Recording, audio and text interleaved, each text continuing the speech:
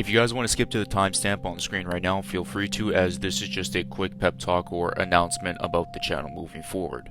So you guys know I have my history of making leak and rumor videos and talking about what if this Resident Evil game is going to show up at this event, and I hype it up like crazy. Don't get me wrong, the next event I'm going to be hyped and remain optimistic about stuff like that, but I think it's time for me to stop with the videos talking about them. I understand some people might be upset because my videos could convince you that it will appear there, or just watch the video in general, but I mean this with all due respect, you're not in my shoes. When I post a video and it turns out to be completely wrong, I look like a damn clown, and I get worried that some of my audience will turn the other way from my videos.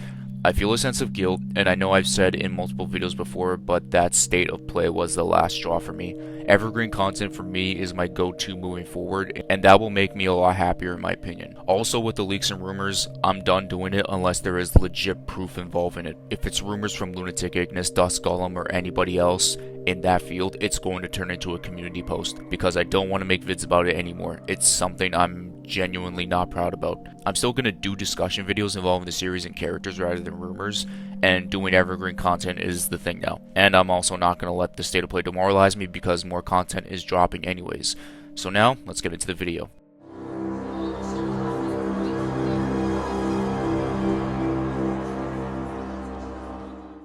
One thing I think that has been on my mind for the past few days is the Resident Evil villains and how fast we are going through them since the death of Albert Wesker. And the villains in my opinion were solid except for the likes of Derek Simmons, who I think is one of the worst in the series altogether. You had some really good ones like Jack Baker, but he wasn't the main guy. It was Evelyn, and she was solid, but there wasn't much story to her until RE8, where she was just a failed vessel that ran loose and found her way to the Bakers, or the connections just simply bought her. Miranda I think is okay, and again all of it was for the sake of her daughter rather than anything in comparing to Wesker. The closest thing she had involving the original characters was Spencer because she was his inspiration. Now we're in a spot where who is next in line, and a lot of candidates are up for grabs, and maybe it can be somebody brand new, but the problem for me is the fact that there are other villains out there that can make an appearance, and it can be the right time to do so right now. Do they have to be the main villain? No, because in my honest opinion, only one can fit that role, and we know who it is. And I also wanted to get this off my chest because I felt like it needs to be said. The dumbest thing Capcom can do in terms of villains is bringing back Albert Wesker.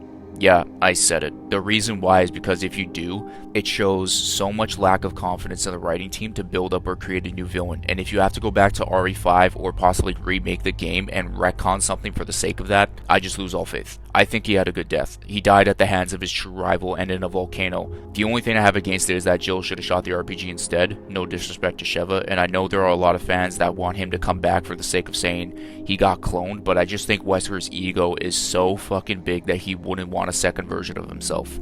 I'm running off topic really badly. I feel like I can explain my take on that way more in a separate video so you guys kind of get what I'm saying. Anyways, let's get back on track. Either way, the next villain has big shoes to fill because Wesker was the best and we all know it. But I saw this tweet on Twitter talking about something in terms of missing something involving the villain atmosphere, and it was the fact of someone reoccurring. Don't get me wrong, Evelyn and Miranda did reoccur. It was just inarguably the most forgettable Resident Evil DLC ever. I'm talking about past villains that can make a comeback. 3 of them are on my mind, and y'all know the main one. But let me talk about 2 others I feel like can have some sort of a role in a future game possibly. This is just for speculation and discussion. This is not confirmed. Not even close yet.